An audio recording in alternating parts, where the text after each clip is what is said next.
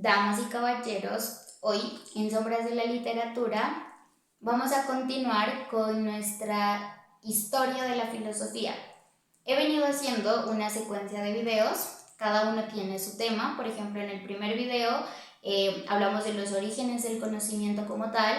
En el segundo video hablamos de las escuelas filosóficas y científicas. En el tercer video, que fue el último que grabé, fue el de los sofistas. Ya nace el dominio, ya predomina el problema antropológico. O sea, el hombre pasa del naturalismo y de las constituciones y de ver los cielos y de hacerse preguntas un poquito más cosmogónicas o teogónicas, pasan a la cultura, pasan a preocuparse mucho más por la cultura porque nace la democracia. Entonces muchos quieren encaminarse por el camino cultural y político. Entonces ya las filosofías y los maestros de filosofía se empiezan a concentrar mucho más en esta parte cultural y política democrática. Vamos a comenzar en este video, según la secuencia. Ahora vamos a hablar acerca de Sócrates. Sócrates, para mí, es el más increíble, es el hombre más increíble que puso los pies sobre esta tierra, o al menos el primero más increíble. Sócrates resulta que Sócrates deja un poco a los filósofos naturalistas de lado, aquellos que se preocupaban por el cosmos, por la biología, por la física, por la química, etc., y se adentra mucho más en la ética. Igualmente, ya les digo, cambiamos, aquí hay una línea, pasamos de los naturalistas, más bien una flecha, pasamos de los naturalistas, de aquellos que estudian más científicamente la razón, el ser y todo lo demás, pasamos a aquellos que ya empiezan a estudiar la cultura y al hombre como tal. Entonces comencemos con Sócrates y ya van a ver por qué es tan increíble. Y también vamos a hablar de las escuelas socráticas menores, que esas también las vemos súper rapidito. Sócrates se aproxima a su fecha de la fecha en la que vivió en el 470 antes de Cristo. En el 300, se dice que en el 399 fue la fecha en la que él fue condenado a muerte. Fue acusado de corromper a los jóvenes y ponerlos en contra de la religión y las leyes patrias. Como les digo, después de los filósofos que tenían toda la libertad de pensamiento, como lo fueron los naturalistas, que fueron muy afortunados en su época, cuando empiezan a hacer la democracia y diferentes formas de gobierno y ya todos los hombres se dan cuenta que pueden llegar al poder, empieza a haber una decadencia. Yo creo que desde Sócrates ya hay una decadencia. Se dice decadente al periodo después de Aristóteles, porque pues son los tres grandes filósofos, son Sócrates, Platón y Aristóteles. Pero ya desde Sócrates, con la muerte tan injusta, se empieza a ver la decadencia del pueblo griego. El primer punto para hablar sobre Sócrates, la filosofía y el conocimiento. Sócrates nos dice: confortaré a los jóvenes. Miren lo que dice, lo acusaron por corromper jóvenes. Y Sócrates decía: confortaré a los jóvenes y a los viejos, a no preocuparse por el cuerpo ni por las riquezas, sino a preocuparse por mejorar el alma en lo posible, diciendo a los ciudadanos y a la ciudad que la virtud no proviene de las riquezas, pero sí la riqueza y todo otro bien proviene de la virtud. Miren qué cosa tan maravillosa. Lo que vale es la virtud, no las riquezas. Las riquezas en sí mismas no constituyen nada. O sea, las riquezas son cosas materiales que están ahí y nada más. Pero ¿qué es lo que los hace valerosas? ¿El hombre que las usa para el bien o el hombre que las usa para el mal? Pues ya no las hace valerosas, sino malas, pero de alguna forma les da ese precio o pues ese valor de maldad, también podríamos decirlo. Porque como les digo, por ejemplo, no se trata de poseer todas las riquezas del mundo, o todas las riquezas del mundo pueden estar aquí, en este instante, pero si las toma un hombre malo, todas esas riquezas van a servir únicamente para el mal y para la destrucción. En cambio que si las toma un hombre bueno y justo, van a servir para difundir el bien, la bondad y la justicia. Entonces no valen las riquezas por sí mismas, vale el bien y el mal que solamente está en la mente del hombre. Que eso es lo que nos aproxima, decía un escritor, Chekhov. Chekhov dice que es la razón, esta que está aquí, la que nos aproxima realmente a la divinidad, ninguna otra cosa. Y que ya es hora, también como nos decían los filósofos griegos, ya es hora de dejar de comportarnos como animales, como animalitos, y empezarnos a comportar como seres que conocen el bien y que conocen el mal y que eligen sabiamente por este de acá, porque saben que solo por este de acá se puede caminar con justicia. La justicia es otra cosa que solamente comprendemos nosotros. Los animales no tienen capacidad de justicia, en cambio el hombre sí. Y por ese simple hecho es que el hombre no debe creerse ni hacerse vanagloriar de sus otras facultades, como por ejemplo, eso nos dicen los filósofos, como por ejemplo la vista y otras facultades que también las poseen los animales, sino por la razón. Y si se hace y si se vanagloria por la razón, es porque ha estudiado y ha aprendido demasiado. Y si ha estudiado y ha aprendido demasiado, no se tiene que vanagloriar de nada, porque sabe que lo que sabe es bastante poco. Bueno, para Sócrates, la filosofía y la enseñanza son misiones sagradas. Eso sí es verdad. Para Sócrates, la filosofía y la enseñanza fueron misiones sagradas. Resulta que a Sócrates solamente lo podemos leer a través de Platón, porque Sócrates no dejó nada escrito. Sócrates nunca escribió nada. De él no es que se hayan perdido las escrituras, sino que él no escribió. Por eso hay una frase que a mí me encanta, creo que está también en el libro de Mundolfo, que dice: han existido dos grandes hombres. El primero fue Sócrates y el segundo fue Jesús. Y resulta que ninguno de los dos escribió nada. Jesús escribió una vez sobre el desierto, pero pues como estaba solo, nadie sabe qué fue lo que escribió. Los otros lo miraban desde la otra partecita del monte, bueno, algo así es. Pero nadie sabe lo que escribió. Y fueron los dos grandes hombres que no han escrito nada y que aún así son conocidos por sus testimonios, sus anécdotas y sus enseñanzas. Pero bueno, dice, aquí también nos habla Mundolfo de que Sócrates se opone a los sofistas. ¿Se acuerdan que hablamos en el anterior de los sofistas? Sócrates se opone a los sofistas, para quienes la actividad educativa es un arte y función utilitaria o profesional. O sea, Sócrates es más duro todavía con los sofistas que cualquier otro. Bueno, Sócrates se aleja de los filósofos naturalistas por el objeto de la investigación. Lo que les dije al comienzo, Sócrates se aleja de la química, de la biología, de la física, a pesar de que cuando en la República de Platón hay alguien que le empieza a hablar acerca de eso, no me acuerdo de los nombres, a ver, Glaucón y Adimanto, ¿no? Son los hermanos que son con los que discute de alguna forma, con los que comienza discutiendo Platón. Y hay otro antes de Glaucón y de Adimanto, que es el más terco del comienzo de la República, pero son geniales. Al final, la mayéutica de Sócrates, el conocimiento de Sócrates es una cosa espectacular. Pero bueno, Sócrates se aleja, como les decía, de los naturalistas y se acerca más que todo al objeto de la investigación. Sócrates fue un investigador absoluto. Sócrates era de aquel que a través de las preguntas, si él tenía una pregunta y encontraba una respuesta, se daba cuenta que esta no era una respuesta absoluta, sino que con esta respuesta surgían 10, 20 preguntas más. Y se daba cuenta que para llegar a ahondar en un tema era muy importante profundizar, tener el tiempo y la investigación. Es por eso también que en las universidades se valora mucho las capacidades de investigación. Pero si quieren saber de investigación, léanse La República de Platón, por ejemplo, que es como Sócrates presenta una república bellísima, o pueden leerse El Banquete, o pueden leerse El Fedón o El Critías, etc. Sócrates nos habla del conocimiento interior, de conocernos a nosotros mismos. Resulta esta es una historia que no había contado porque estaba esperando precisamente este momento. Resulta que, como ustedes sabrán, en Grecia hubo un templo, el templo que le hacía sus ritos al dios Apolo. Este templo se llamaba el Templo de Delfos.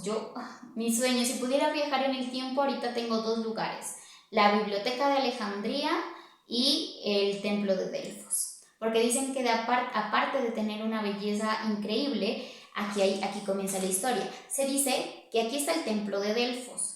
El Templo de Delfos era una cosa bellísima, impresionante, pero lo más impresionante que había en el Templo de Delfos era que dentro del Templo de Delfos había un oráculo, y era una mujer, se le llamaba la Pitía. Oráculo, para los que de pronto no conozcan muy bien esta palabra, se le dice oráculo a aquel que puede mandar mensajes. De alguna forma es como un profeta, pero también es como un mensajero entre el infierno y entre los otros planos, por así decirlo, y este de acá. Entonces podríamos decir que esos otros planos son los que nos permiten a nosotros decirnos qué es lo que debemos hacer y qué es lo que no debemos hacer o qué es lo que va a pasar. Entonces esta mujer que está aquí se le llamaba la Pitía. Entonces ahora ustedes imagínense en un templo bellísimo, hermoso, precioso, griego. Dentro del templo había un pozo, un pocito. En el pozo caía un chorrito de agua al lado. Entonces en un asientito estaba sentada la Pitía. Entonces la Pitía, que era una mujer, en una mano tenía unas hojitas de laurel y en la otra mano tenía como una tacita. Y resulta y no daba los oráculos todos los días, no. Daba 7 de cada mes, daba los oráculos. Y venía gente de todo el mundo, de Oriente, de Occidente, de todo el mundo, de África, simplemente a escuchar lo que tenía por decir la Pitía. Entonces, como les digo, ella cogía con su tacita la agüita, la tomaba y comenzaba a dar los oráculos. Ella estaba obviamente tapada, no se la podía pues mirar, pero alrededor de ella se dice que habían 7 sacerdotes, que eran los que interpretaban a la Pitía, los oráculos de la Pitía. Entonces iban emperadores, iban reyes, iban soldados, guerreros de todo el mundo, poetas, todos a consultarle a la Pitía. Entonces nuestro queridísimo Sócrates no fue una excepción. Entonces resulta que un día aquí está, Sócrates se empieza a dar cuenta de que donde él vive hay mucha gente que dice, que cree que sabe, pero que realmente no sabe nada, que son charlatanes, que se vanaglorean de su supuesto sapientismo, como decíamos en el anterior video, que realmente no saben y que creen saber y que creen tener todas las verdades. Sócrates se enfurece tanto, por eso también se va en contra de los sofistas, porque él dice que son gente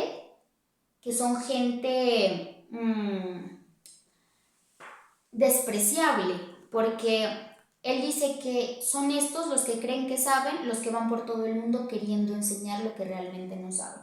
Entonces un día Sócrates, para salir de su duda y queriendo encontrar otro hombre en Grecia, otro hombre que sea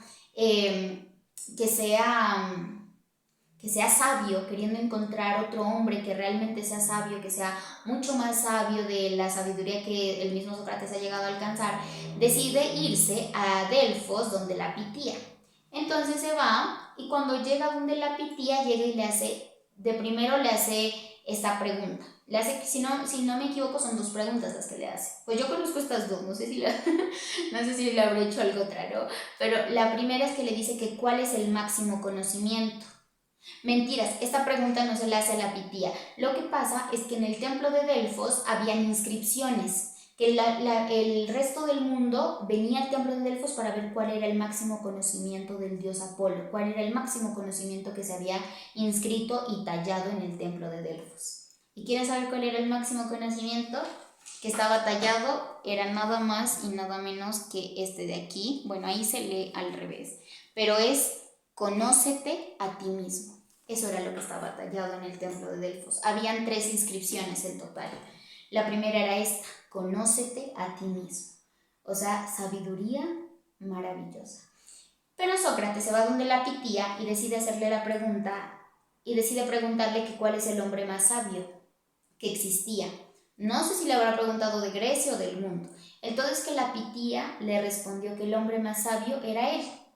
Ustedes van a decir, ay, qué vanidoso, no sé, qué creído, ¿no es cierto? Pero aquí va el porqué. Yo también cuando acabé de leer eso, cuando dijo que le habían dicho a Sócrates que el mejor era él, pues yo quedé como que... Pero él dijo, o sea, esto es como extraño, ¿no? Pero verán, aquí van a ver el porqué. Resulta que Sócrates, cuando la Pitía le da esta respuesta, le dice que él era el hombre más sabio, entonces Sócrates llega y dice, ¿pero por qué? Y se va por toda Grecia, él no creyéndolo, se va por toda Grecia a buscar a otros hombres que les llamaban sabios. Entonces va a tocar puertas, pero cuando llega se da cuenta que todos estos que se creían ser sabios realmente eran charlatanes, realmente no sabían, no habían leído. Por ejemplo, Sócrates había leído mucho, Sócrates había leído demasiado. Jesús, del que les hablaba ahora rato, el Jesús bíblico cristiano, si Jesús, él fue un buen dialéctico y fue un personaje histórico, es porque Jesús también leía. Pero pues obviamente Jesús no leía Tales de Mileto, Anaximandro, ¿no? Jesús leía la literatura hebraica de oro. Él leía eso, por eso se dice que Jesús lo que leía era el Eclesiastes. Él leía a Moisés, Salomón, David, o sea, él leía, por ejemplo, a Oseas, a Amos, a Abdías, él leía literatura hebraica. Y pues después aparece él en el Nuevo Testamento, ¿no? Pero bueno, todos estos leían, pero ¿qué pasaba con los charlatanes? No se esforzaban en leer, en investigar, en comprender, Entonces, Sócrates, desanimado, triste, regresa a su Atenas querida, y se da cuenta de que no, él no es el más sabio porque sepa todo. Y está, por Dios, please, esto es increíble. Él no es el más sabio porque lo sepa todo o porque diga, ay, yo sé todo, yo les puedo enseñar lo que quieran, yo ta. No, él es el más sabio porque él sabe, y aquí va su famosa frase, él sabe que no sabe nada. Entonces me van a decir, ay, pero esa frase de yo sé que nada sé es pero no. Verán, aquí está. Resulta que Platón le da una frase que dice, la vida sin examen es indigna de un hombre. Examen. ¿Eso qué quiere decir? Examínate a ti mismo, conócete a ti mismo. Sócrates, después de haber estudiado tanto, demasiado, mucho, se dio cuenta de que realmente él no sabía nada. Y ahí está el verdadero conocimiento.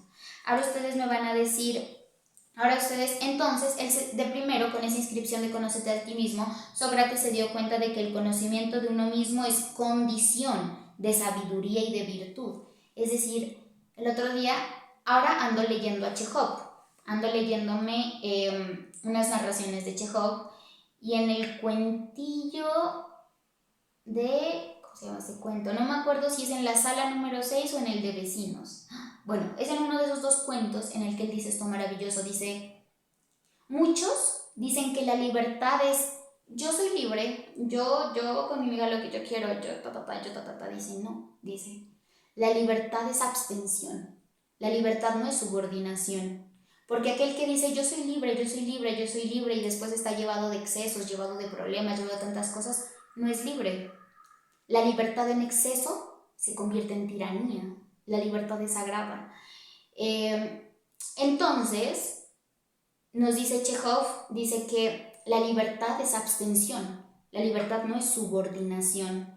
Dice que no hay que sublevarse ante las pasiones que son apetitivas y muchas veces carnales. Hay que abstenernos para tener verdadera libertad de espíritu y paz. Porque esos que se creen libres lo único que son es depravados, dice. Duro, ¿no? Pero bueno, conócete a ti mismo, por eso nos dice aquí que es condición, es examen, y es verdad. Antes de juzgar a los otros hay que juzgarse 1,000 veces a uno mismo, antes de hacer cualquier otro juicio. Y eso yo no lo aprendí leyendo ética, moral, yendo a una iglesia, no. Lo aprendí leyendo filosofía de Sócrates, aunque parezca irónico, pero es increíble la ética que se aprende, la cultura, la política incluso que se llega a aprender. Pero bueno, entonces, el método de la introspección, Sócrates nos habla de un método de introspección que nos dice, mira tu alma, pues quien mira en ella y conoce todo su ser divino podrá conocerse a sí mismo. Eso sí, Sócrates fue un creyente del alma. Él decía que el hombre tiene la parte corporal, que pues el cuerpito, ¿no? Pero que es la parte pecaminosa, o sea, la parte que comete pecado. Es como decía también Platón en su gran alegoría de la caverna, y es que dice, pues que esta es la cárcel, ¿de qué? Del alma. Que el alma es la realmente libre, que el alma es la realmente divina. Y es la parte que por ejemplo, la sabiduría. La sabiduría dice que es virtud del alma. Por eso la sabiduría también es divina, como las grandes virtudes, como el bien en sí mismo. Pero bueno, entonces nos dice Sócrates que cuando nosotros aprendemos a escudriñarnos a nosotros mismos, a buscar dentro de nosotros mismos y a juzgarnos dentro de nosotros mismos, aparece un resultado. Resulta algo. ¿Y cuál es ese resultado? La ignorancia. Nos damos cuenta de que somos totalmente ignorantes. A mí me encanta, ustedes, por ejemplo, pueden ir a Google y buscar qué es la ignorancia, qué significa ignorancia, ¿no? O ya sé, por ejemplo, pueden buscar qué es un doctor. ¿Qué es un doctor? No solamente doctor de médicos, sino también pongámosle doctor en ingeniería, doctor en abogacía, doctor en lo que sea. Y yo, cuando fui a buscar a Google doctor aparece una definición que a mí me pareció bastante extraña, ¿no es cierto? Porque pues al comienzo me pareció bastante normal, pero ahora ya me parece extraña, porque dice, doctor es aquel que es carente de ignorancia. Pero ¿sabe lo que nos dice Sócrates? Sócrates nos dice que hay que estudiar demasiado, hay que leer demasiado, hay que investigar demasiado, hay que conocer demasiado para saber que somos ignorantes. Dice que la persona ignorante, que la ignorancia no es producto de no saber nada, que a la verdadera ignorancia se llega cuando ya empezamos a conocer cositas. Entonces, entonces aquí hay una frase que aparece en uno de los libros de Platón, pero como les digo, Platón de alguna forma, sus libros son recopilaciones de Sócrates, por eso son diálogos, la mayoría son diálogos, si no es que todos. Pues no he leído todos los libros de Platón, ¿no? Pero pues hasta ahora son diálogos y la mayoría es entre Sócrates y otros personajes griegos. Bueno, entonces esta frase nos dice, aquí es cuando les contaba que él se fue del templo de Delfos y le dijeron que él era el hombre más sabio, le dijo la pitía. Entonces Sócrates nos cuenta, dice, habiéndome ido, comencé a razonar y me dije a mí mismo, ya me acuerdo. ¿Se acuerdan que les dije que él se fue a visitar hombres sabios y todo, hasta que un día llegó con el que le dijeron que era el más sabio, pero se dio cuenta que también era un charlatán y que creía saber y que creía poseer todas las verdades cuando realmente es imposible para nosotros que seguimos siendo tan diminutos ante todo lo que nos rodea? Entonces dice que cuando él se fue de la casa de este hombre, dice, habiéndome ido de la casa del que me dijeron que era sabio, comencé a razonar y me dije a mí mismo, yo soy más sabio que este hombre, pues por lo que me parece, ninguno de los otros dos sabe nada ni bueno ni bello, pero este hombre cree saber, y yo no sé. Cree saber y no sabe. Yo no sé, pero tampoco creo saber. Y parece que por esta pequeñez soy más sabio yo, pues no creo saber lo que no sé. Yo sé que aquí parece que se hubiera hecho un enredo, pero lo voy a explicar. Sócrates dice, ese hombre cree saber, pero no sabe nada. Está vacío. Cree saber, pero no sabe nada. Yo sé que no sé nada. Por lo tanto, sé algo. Sé que no sé nada. Estoy menos vacío que él. Por eso la pitía le dijo que era el hombre más sabio del mundo. Entonces, miren esto de increíble. Para mí esto es maravilloso. Y cuando yo les dije docto, ¿se acuerdan que les dije que si buscan doctor en Google, en donde sea, les aparece carente de ignorancia? Pues él dice, él sabe cómo la nombra a la ignorancia, dice la docta ignorancia. Dice que llegamos a la ignorancia después de haber estudiado demasiado. Esa es la verdadera ignorancia. Y es una ignorancia llena de humildad. Porque aquel que cree saber muchas cosas, se jacta de saber, cree saber y trata de convencer a todo el mundo. En cambio, el que sabe que no sabe, todo lo hace con humildad, con respeto, porque sabe que está muy lejos de las verdades absolutas y de que no puede poseerlas. Entonces, aquí hay otra frasecita de Sócrates que dice: me parece ver una especie más grande y peligrosa y bien definida de la ignorancia.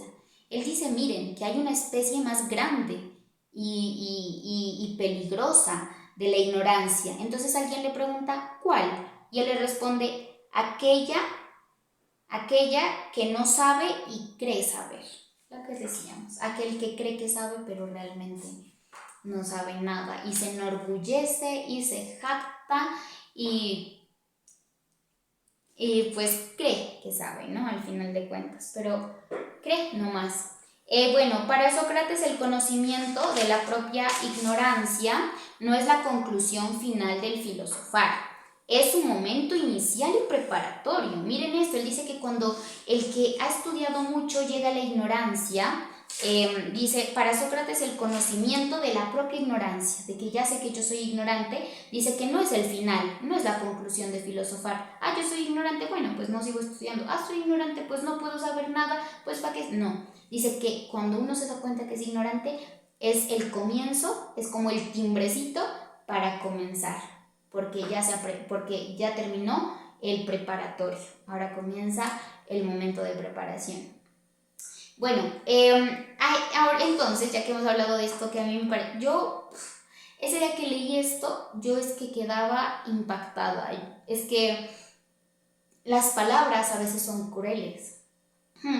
Yo un tiempo, cuando apenas comencé a leer, amaba las palabras, pero era porque todavía no me había topado con muchas verdades. Incluso en unos inicios llegué a vanagloriarme de saber. Pero una vez me acuerdo, la primer cachetada que me dieron las letras diciéndome ya tienes que comenzar a leer bien, no con vanidad, no porque quieres a los demás, no, tienes que comenzar a leer bien. Y esa cachetada me la dio Goethe en el Fausto. Unas 2 frases me acuerdo que a mí me hicieron llorar porque fue tremendo. Y hasta ahora, por ejemplo, de los últimos que me han sorprendido demasiado ha sido Sócrates. Porque, por ejemplo, cuando me leí La República, como les comentaba, el Critias también es increíble con las cosas que sales que tú dices, ¿dónde? Y es porque él ha profundizado tanto en algo, sus investigaciones son tan increíbles que tiene una capacidad maravillosa para llegar a las profundidades de un solo tema, un solo. O sea, ¿se acuerdan que hablábamos de las 3 líneas? Del conocimiento, que es el ser, de la opinión, que no está ni aquí ni acá, y de la ignorancia, que es el no ser, pues, y que la esencia, llegar a la esencia de las cosas, pues Sócrates decidió tomar este camino, y por eso es tan maravilloso. Vamos a hablar ahora, ahora ya concluyamos con la docta ignorancia, y pasemos al método socrático. Sócrates, cuando le preguntaban o le cuestionaban algo, en primer lugar era irónico. Aquí les voy a contar una historia. Verán, resulta que, como les digo, para Sócrates fue muy duro darse cuenta de que vivía en un mundo de charlatanes, de vanidades, de gente que se creía de aquello que no poseía, porque ahí hay más pecado, hay mayor, es como un poquito más, se lo mira un poquito más ridículo incluso una persona que se cree de aquello que no posee. Entonces, ya que el que posee algo se da cuenta que no tiene que creerse de nada, ya lo tiene ahí, no hay nada de que creerse, el mundo sigue siendo grande. Entonces, resulta que Sócrates le apena mucho esto, se siente solo en un mundo de charlatanes. Entonces, él ahí descubre la mayéutica. Cosa maravillosa la mayéutica de Sócrates. Entonces resulta que ahora, cuando a Sócrates llegaban a hacerle preguntas, otros chicos, otros discípulos, llegaban a hacerles preguntas, Sócrates ya no respondía. Hacía de todo menos responder. Hacía de todo menos responderles. Y cuando alguien iba a dar la respuesta, ahí llegaba y se metía para empezar a refutarlo. Es que es increíble, ahora se me va a decir, ay, qué malo que se volvió. No, verán, por esto es. Sócrates, cuando le preguntaban o le cuestionaban algo, en primer lugar era irónico, no respondía, hacía todo menos responder, como les decía. Luego, cuando otro respondía, tomaba su discurso y lo refutaba. O sea, si el otro le respondía, llegaba y tomaba todo lo que había dicho y le decía, no, taca, taca, taca, pum, esta no es la respuesta. Entonces, cuando, por ejemplo, cuando se le preguntó el motivo, o sea, el por qué él hacía esto, Sócrates dijo: me sucedió que buscando a los mayormente reputados, me pareció que eran menos sabios que los otros, y aquellos que parecían ser poco sabios eran más sabios. Eso quiere decir que aquel que es sabio no anda por la vida diciéndole a todo el mundo que puede darle clases y puede enseñarle y que es filósofo, sino que decía que aquellos que parecían poco eran los que más eran sabios, y aquellos que se daban de parecer mucho realmente no sabían. Entonces, ¿cuál era el fin de Sócrates con su ironía y con su refutación? Aquí va la respuesta. Su fin era la liberación del espíritu. ¿Se van a decir, what? Y aquí va la explicación. Su fin era la liberación del espíritu. Era conducir, guiar al que cree que sabe, a este que cree que sabe, a experimentar la vergüenza, a desechar las opiniones que le impedían aprender y a presentarlo puro y convencido de saber solo lo que en verdad sabe y nada más. Verán, resulta que por qué Sócrates usaba la ironía y la refutación y hacía avergonzar a los otros. Supongamos que estamos aquí unas cinco personas y aquí está Sócrates. Entonces llega uno corriendo y llega y le dice a Sócrates: Sócrates, dime qué es la justicia. Y Sócrates empieza a dar juegos de palabras, pero nunca responde. Y resulta que luego llega otro, bien serio, y dice: yo sé qué es la justicia. Así comienza la República de Platón, gente, es maravilloso. Dice: yo sé qué es la justicia. La justicia, voy a comenzar como comienza la República de Platón. No me acuerdo si el nombre del primero, del que dice esto, que es el más terco. Pero dice: la justicia es aquella que conviene a los más fuertes, pues solo ellos poseen justicia. Los más débiles no, dice él. Entonces llega Sócrates y cuando él ha respondido, Sócrates nunca respondió, pero cuando vio que el otro respondió, llega y le dice: no, esa no es la justicia. ¿Tú por qué? Y le empieza a hacer preguntas hasta que lo deja en vergüenza. Por eso van a decir: pero eso es muy cruel. ¿Por qué? Porque este que cree que sabe se vanagloria, habla, es charlatán,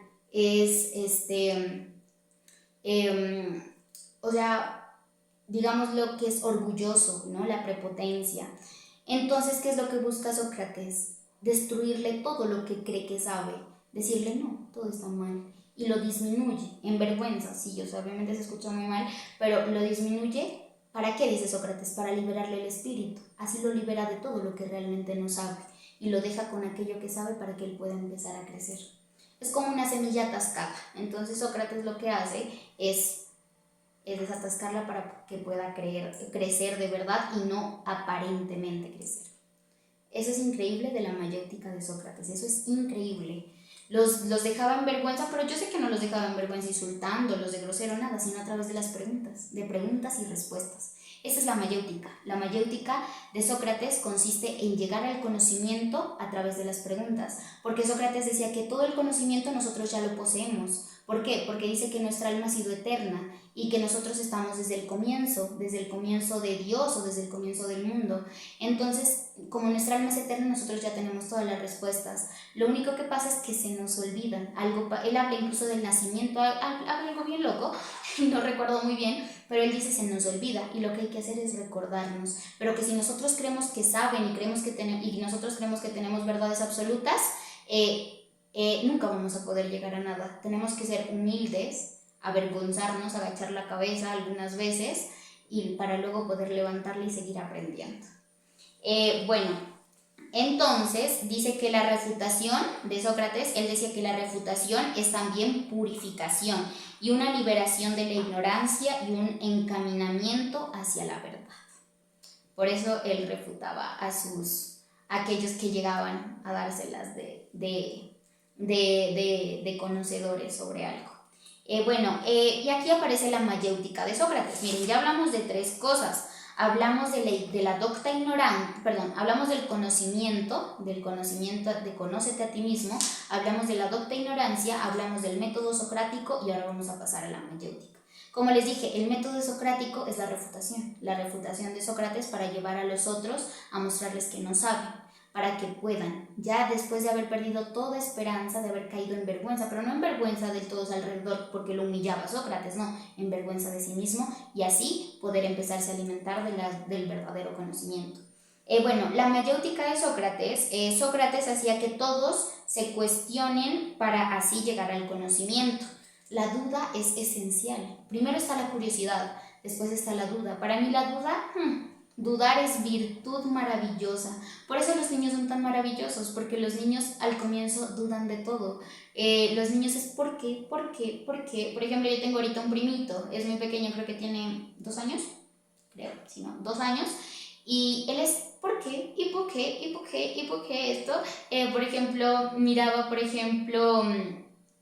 nos contaba mi tía que habían ido al parque y había visto que un señor iba con su perrito y el perrito, el niño también pues tiene un perrito chiquito, pero pues la mamá es bien recoge, o sea, son bien aseados, ¿no? Y entonces este señor iba con el perrito hizo sus necesidades y el señor no las recogió ni las botó. Entonces mi primito chiquitico le había dicho, ¿y por qué mamá, señor, no recoge? Entonces, y pues mi tía como que se había avergonzado, ¿no es cierto? Y él había seguido, ¿y por qué mamá él dejó ahí? Señor, ¿por qué? O sea, y después cuando ella le decía, por ejemplo, ¿y por qué el piso es así? Entonces, por ejemplo, cada quien le responde lo que puede, ¿y por qué? ¿Y por qué? O sea, pero realmente que un niño te pregunte únicamente, ¿y por qué el cielo es azul? Si no sabe responderle, ayúdale a que indague y si tú misma ve por libros o tú mismo ve por libros y enséñale. Es increíble la duda. Yo miraba también a una socióloga que decía en una entrevista, decía que cuando que el niño duda de todo, pero que una vez se lo mete en la escuela, es increíble cómo el niño deja de preguntar.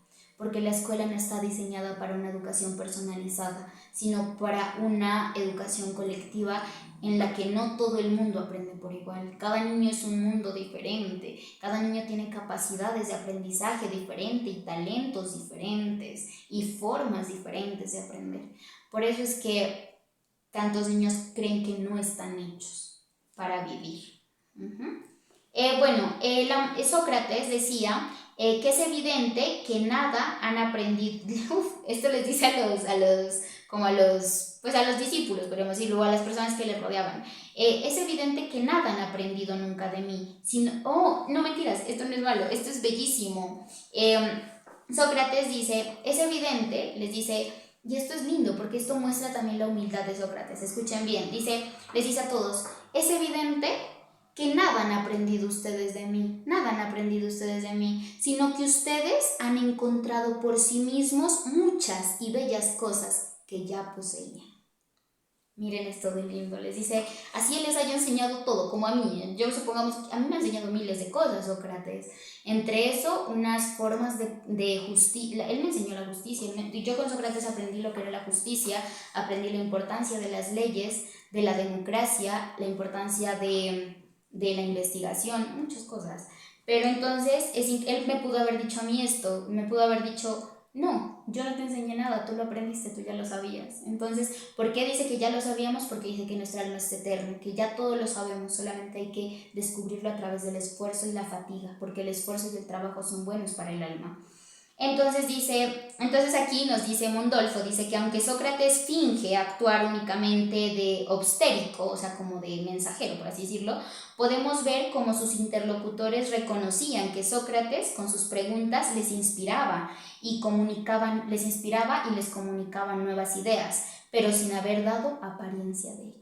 Sócrates nunca daba apariencia de lo que enseñaba, de decirles, vean, yo les vengo a enseñar las tablas de multiplicar, son así y así y así. No, él les decía, él a través de preguntas hacía que ellos mismos lleguen a las verdades. Es que es cosa maravillosa la mayéutica de Sócrates. Un diálogo, le hacen un diálogo nada más, sobre un tema que les interese. Yo sé que Sócrates lo pudo haber manejado de alguna forma, y van a ver lo increíble. Es que es fascinante, o sea, no es por poner a Sócrates de, ay, Sócrates, o ay, yo no sé qué. No, es increíble, es increíble, es increíble. Bueno, aquí se prepara también y se delinea la teoría platónica de la reminiscencia.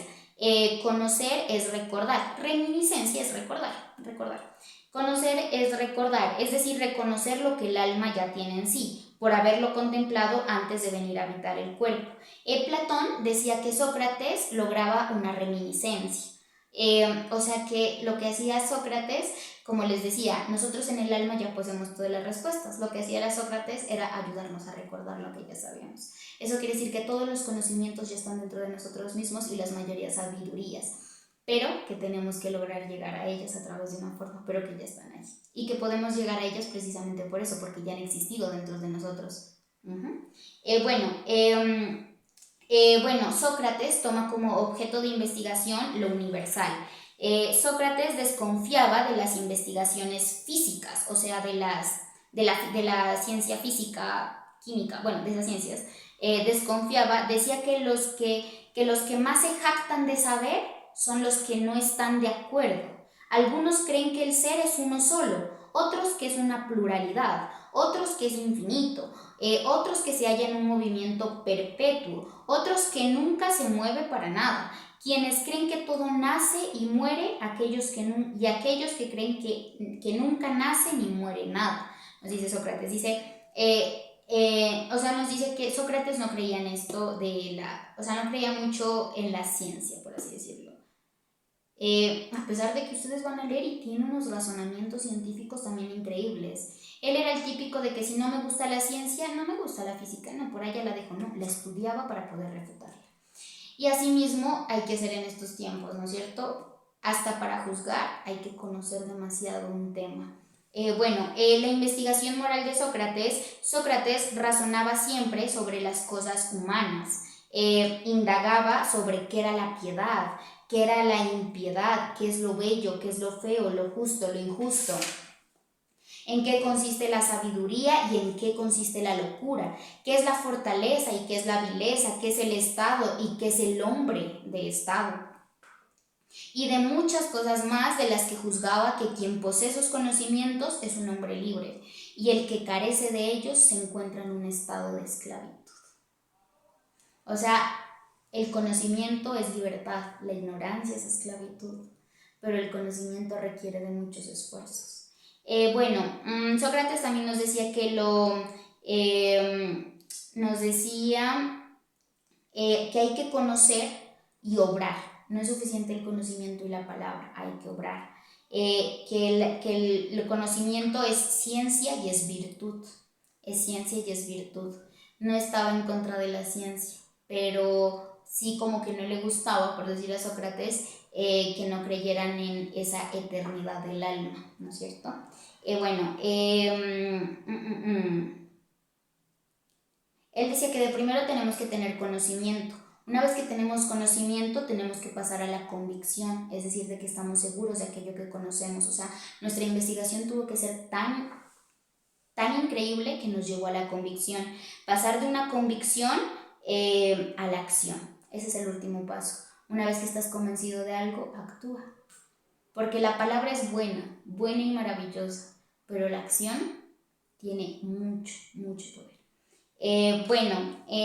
Sócrates nos dice que la sabiduría es el máximo de los bienes. Esto me encanta. La sabiduría es el máximo de los bienes. También Sócrates nos dice que hay unos elementos contrarios a la ética, también nos habla del bien, de la euprasia, o sea, son muchos temas. La expresión griega euprasia significa conjuntamente hacer el bien, euprasia, hacer el bien, y también significa estar bien, hacer el bien y estar bien. Identificar la virtud con la felicidad. Dice que aquel que identifica la virtud con la felicidad, solo ese puede ser verdaderamente libre.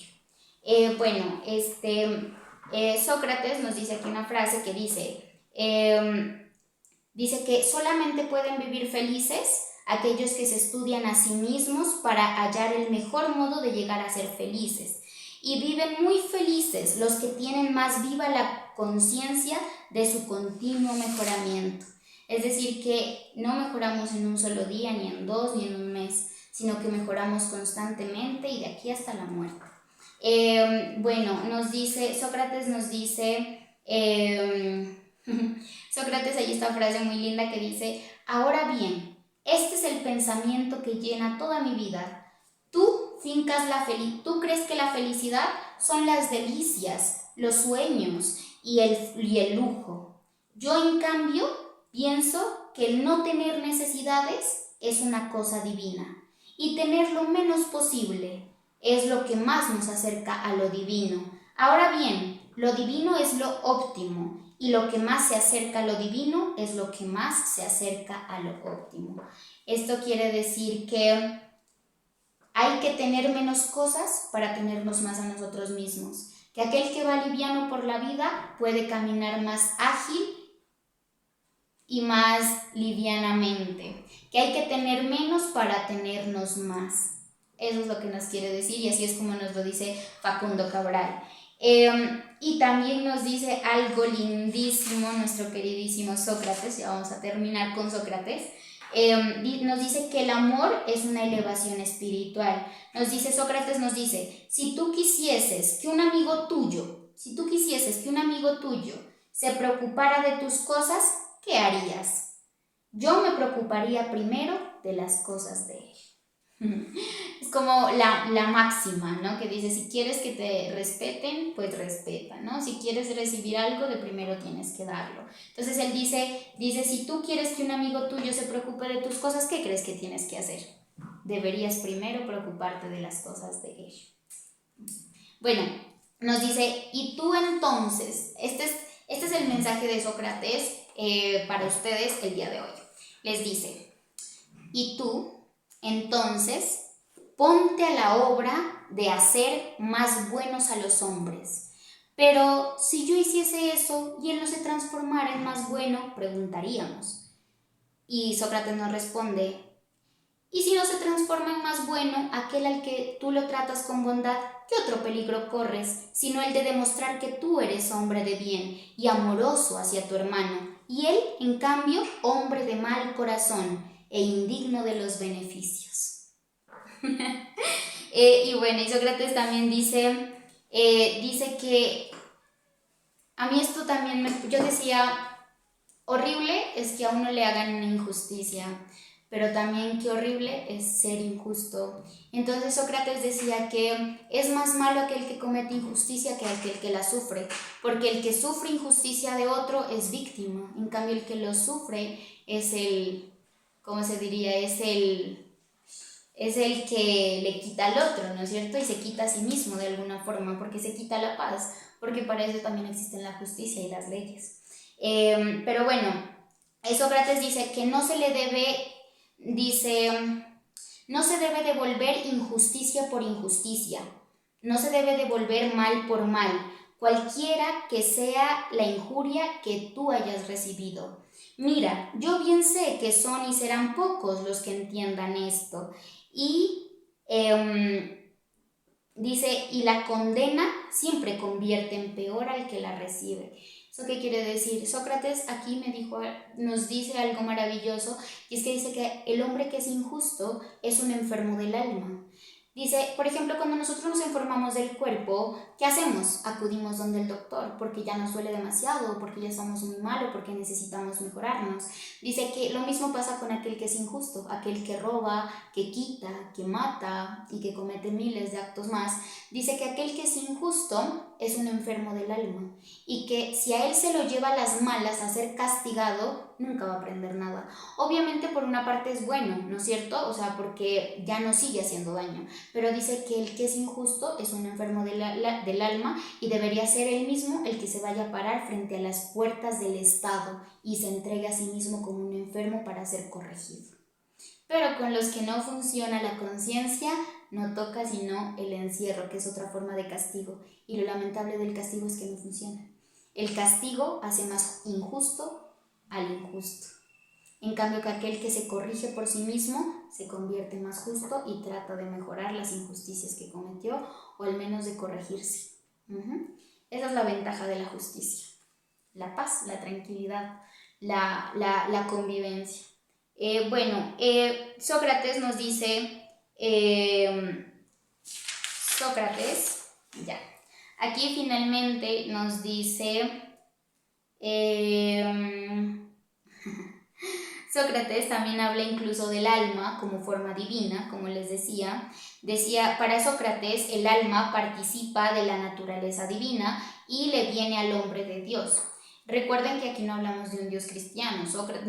No había Cristo ni había Jesús antes de Sócrates, no hubo. Aquí estamos hablando de un Dios, de una divinidad, de esa fuerza primogénea, si ella ha sido chiquitita, que dio comienzo a toda esta locura. A ese se le llama Dios y se lo toma como ejemplo de majestad y de belleza, porque todo lo que existe en el mundo no solo es caos, hay cosas bellas y maravillosas que pueden ser contempladas y que son dignas de admiración. Y no por eso se refiere que vamos a adorar a algún Dios, pero sí se refiere de que le denominamos Dios esa primogenia naturaleza o a esa primer fuerza primogénea. Entonces dice que esa primer fuerza primogénea que nosotros le llamamos Dios, que es ejemplo de majestad, yo ya expliqué este término de Dios creo que en el primer video. Entonces él nos dice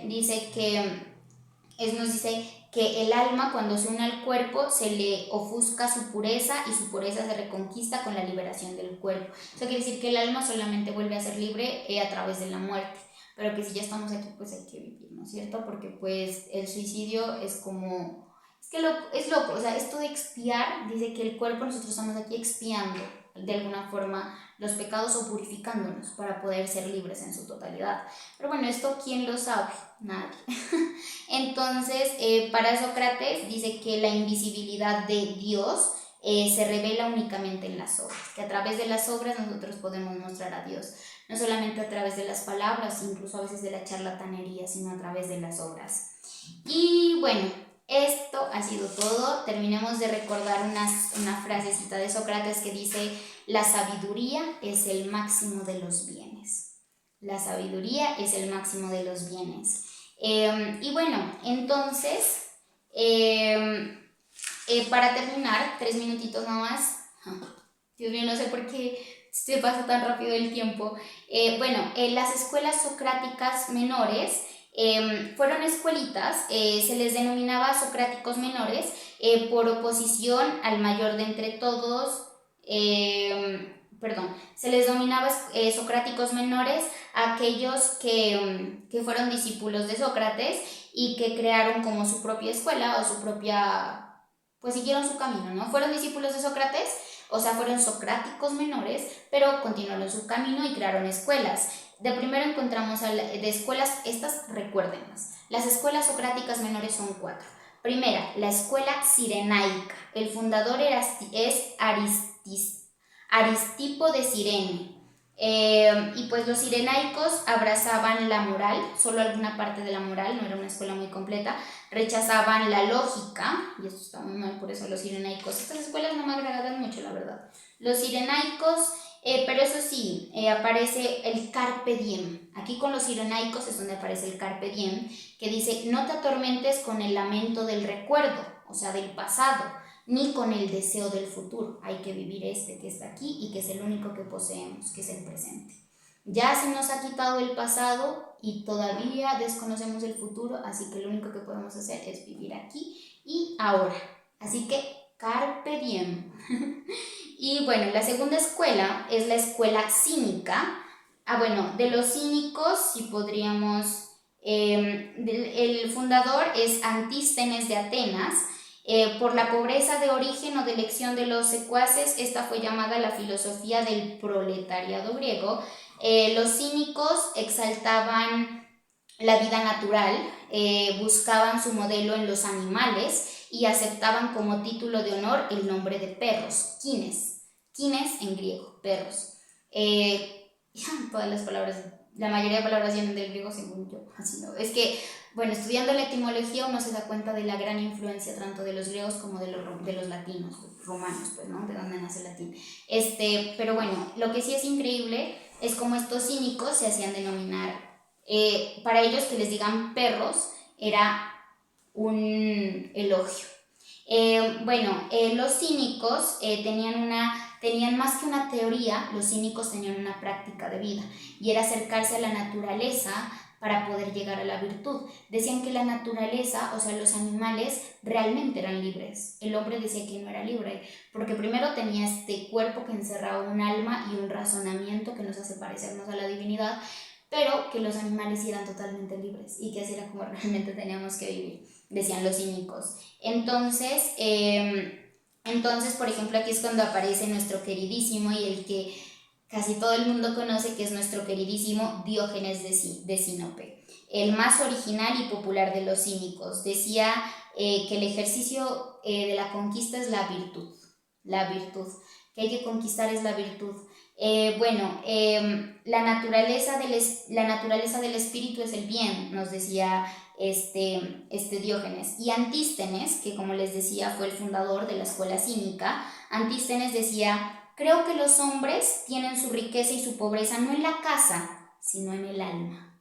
La riqueza y la pobreza no está en esto que nos rodea, en esto ni en esto. La riqueza y la pobreza está aquí también, ya hablando de virtud, ¿no es cierto?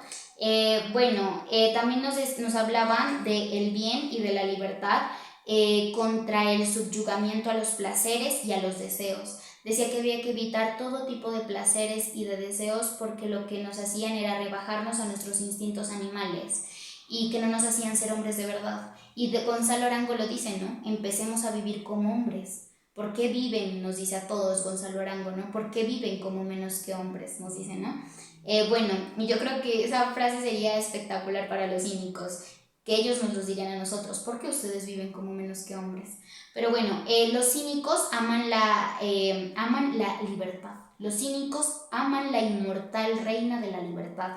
No son dominados por el placer, que es cosa de esclavos, ni por las riquezas, ni estimulados por el deseo de los amores. Diógenes decía: preferiría ser presa de la locura antes que ser presa del placer.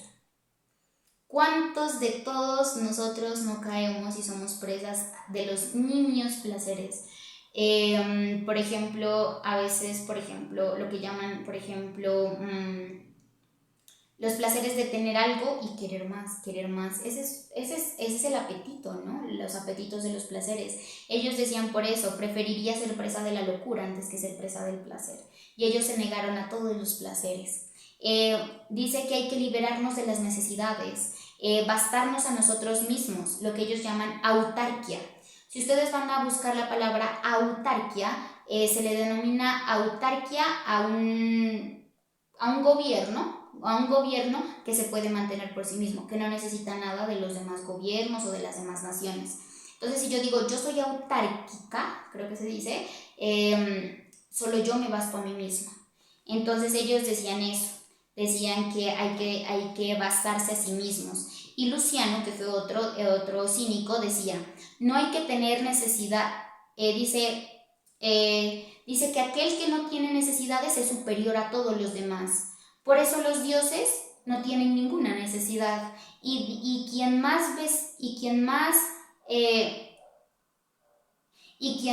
cercano a los dioses se halla, tiene poquísimas necesidades. Entonces no se trata de acumular riquezas, ni de pedir más y más y más. Se trata de disminuir necesidades. Esa es la verdadera riqueza, nos dice, si no me equivoco, Diógenes de Séneca. Interrogando una vez, ya me alargué, interrogando a Antístenes sobre qué Ya. Cuando interrogaron a Antístenes sobre qué ventaja había obtenido de su filosofía, Antístenes les respondió: la ventaja que he obtenido de mi filosofía es la de estar en compañía de mí mismo. No necesito la compañía de nadie más. Qué cosa tan increíble, ¿no?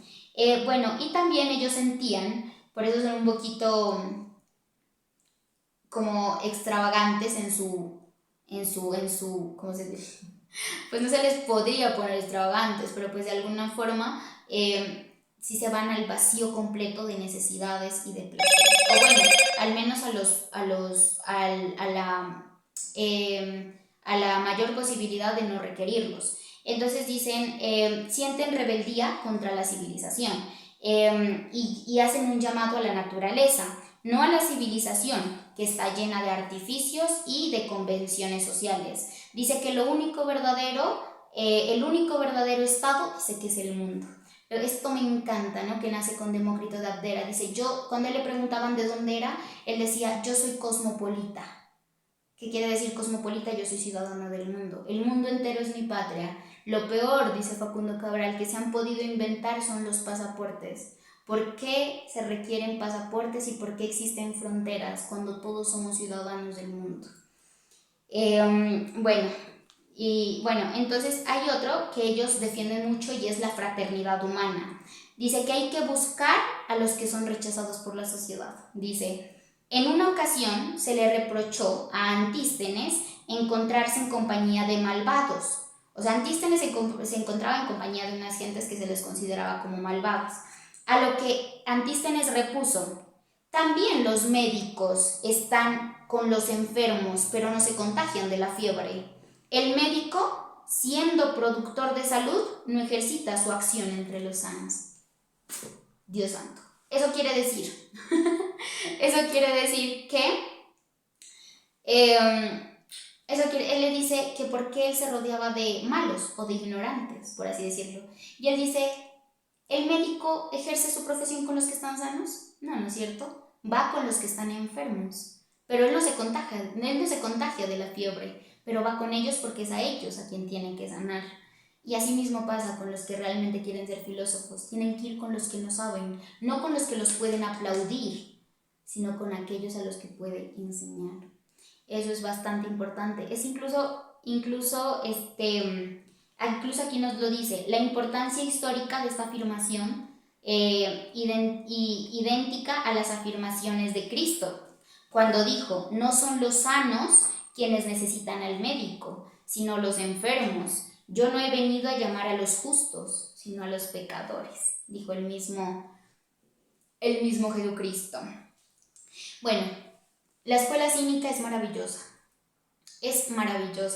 más que todo por las enseñanzas, porque la forma de vida de ellos es bastante, sería llegar a esos niveles de conciencia, sería ¿cómo se diría esto? Pues sería cosa que, como casi utópica para los espíritus modernos, ¿no es cierto? Porque no se trata de que el que vive en la calle, ¡ay, velo Diógenes! No, es aquel que decide vaciarse de necesidades y de deseos. Entonces, los cínicos son increíbles. Por ejemplo, hay una historia de Diógenes, cuando Diógenes, él es de los tiempos de Alejandro Magno. Entonces resulta que a Diógenes se le consideraba el hombre más sabio de Grecia. Entonces resulta que un día Alejandro Magno, siendo rey, siendo conquistador, en su juventud y vigorosidad, se va donde Diógenes, lo encuentra acostadito así como en un arbolito.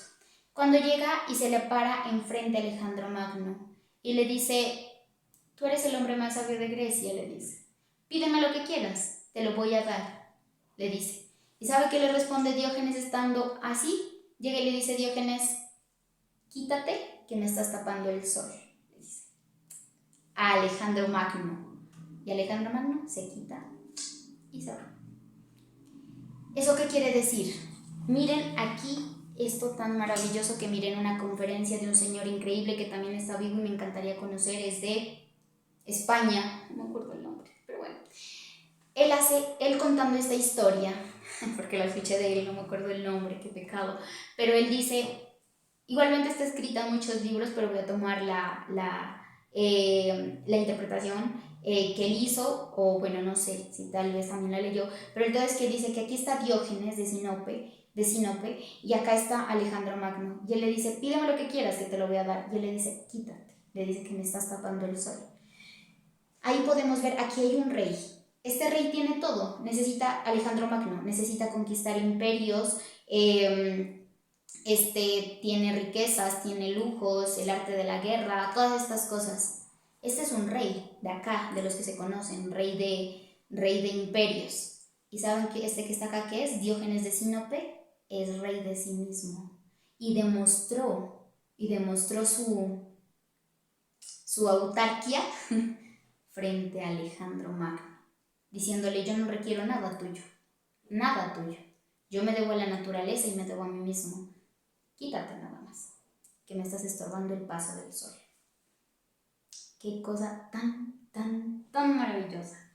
La tercera escuela, ya les dije, la primera escuela de las escuelas socráticas menores es la cirenaica. Esa pues la verdad no me gusta mucho, menos lo que sí me gusta es el carpe diem, vive el presente. De la escuela cínica me encantan muchas cosas, la teoría es maravillosa, la práctica ya es un nivel que tal vez no pueda llegar a entender. La tercera escuela es la escuela megárica. El fundador es Euclides de Megara. Esta escuela se relaciona con el eleatismo. ¿Se acuerdan? Ahí se tienen que devolver a los eleatas, ya sea por la doctrina del ser, ya sea por el método polémico y la sutileza de la dialéctica, imitando a Zenón de Lea, el que les decía. Esta escuela también es un poquito como aburrida. Pero pues si las quieren investigar, obviamente, ya las estoy saltando porque ellos ya se adentran también a constituciones del espíritu y del alma, así que solo daré los nombres. Solamente son las 3 escuelas, ya las terminamos. Entonces está la cirenaica, los cínicos y los megáricos, si no me equivoco, los megáricos. Como les dije, las 3 escuelas son escuelas socráticas menores, nacen de discípulos de Sócrates, pero la escuela cirenaica coge una parte de la moral, dejando otra de lado. Eso quiere decir que, ¿no es cierto? Y en la escuela cínica sí es maravillosa porque de Sócrates toman la enseñanza práctica. Y de la escuela megárica, ya la escuela megárica vuelve al naturalismo, va a las constituciones del alma, del ser, a las constituciones de los elementos, vuelve a, ¿cómo se dice esto? Vuelve a, por ejemplo, a la identidad del ser, al ser móvil o inmóvil y todas estas cosas. Como les digo, ¿profundizamos a Sócrates? Sí, lo hicimos. Pero a la escuela cirenaica y megárica la pueden profundizar mucho más, como les digo. La escuela megárica es más naturalista. Y pues a los cínicos sí los profundizamos un poquito más y pues son maravillosos, increíbles. Y a veces yo diría que inigualables en toda la historia que hemos tenido. Entonces, bueno, en este videito hablamos de Sócrates y de las escuelas socráticas menores. Entonces, nos veremos en un próximo videito. Igual como les dije, no los videos todos pueden ser por secuencia, sino que quien quiera saber de Sócrates, pues habrá de Sócrates. Los próximos videos, el próximo video va a ser sobre Platón, el siguiente va a ser sobre Aristóteles, también va a haber uno sobre los romanos, sobre los primeros, allí está Marco Aurelio, Cicerón y Séneca, y también va a haber otro videito sobre los los platónicos pitagóricos y los pitagóricos platonizantes, algo así es. Pero bueno, vamos, entonces les doy de una vez los títulos para que cuando quieran nomás pueden ir al tema que les guste o que les interese. Igualmente yo creo que Sócrates ha sido del tema más genial de hablar, y los cínicos, que también fue como la fresita del pastel de este video. Entonces, bueno, muchas gracias y espero les esté gustando esta secuencia o parte de ella. Bueno, entonces nos vemos en el próximo video y hasta una siguiente eternidad.